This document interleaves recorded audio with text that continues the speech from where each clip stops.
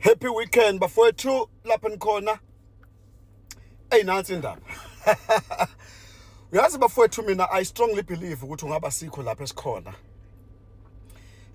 Lama commission lawa akhona ungaba wekho ukube uMinister Senzo Mchunu wa responda ku WhatsApp owasendwa uGeneral Mkhwanazi ngomhla ka4 kuApril.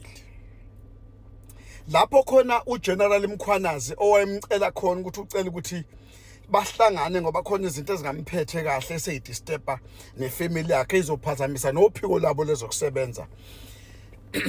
Ucela ukuthi bahlangane wababala futhi oGeneral wababala bonke oGeneral wathi kuzoba yena kube uCommissioner kube uKhumalo kube kuphinde futhi kuzoba noSibiya bese kuzoba noHead of Staff uNkabinde.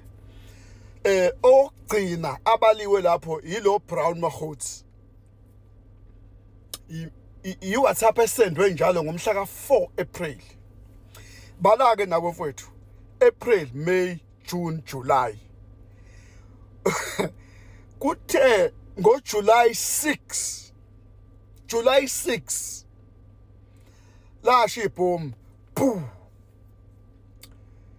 Kodwa ngicabanga uleli ibhomu eqhume ngoJuly 6 lalingeke liqhume ukube lo WhatsApp osendwe ngomhla ka4 April akawuzibanga uMinister Mchunu. Yabo nakhona futhi bafowethu okumcompromise kakhulu uMchunu ukuthi seriously ikhona iagenda anayo. Ngiyazi ke khona abayibuza syndicate ukuthi why umsomi azothi uguilty uMchunu. Ngisasho namanje ngisathi uguilty because kunezinto engicoshayo engizibonayo, yabo. Uyazi bafowethu i-obvious 4 April 6 June yonke le gap ozangwenzela utho ubizwa ukuthi asihlanganeni sonke sikhulume ngalolu daba siludingide kahle lolu daba. And uzamile uGeneral Mkhwanazi ukwenza konke angakwenza ukuthi lesimo si resolve. Namanje ke bafowethu ngiyamgxeka uMinister Mchunu. Ungaba sinawo lama commission awu2 akhona. Madlanga nehead of yase parliament ungaba asinawo njengamanje. Ungabe sibheka ukuthi njengamanje siya kanjani phambili ukwenza imfuno zabantu idingo zabantu zenzeke kwicountry yethu, yabo.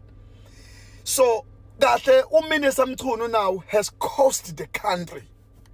Usayicostile country wayifake ikweletini ezizimangaliso. Lo Minister Mchunu usenama bodyguard namanje usahola namanje. Usasuspendiwe. Funa ngabe uxoshiwe straight away. Wayizibelani incwadi iWhatsApp eyibhaliwe. Usafuna ukuchaza wayizibelani. Yabo.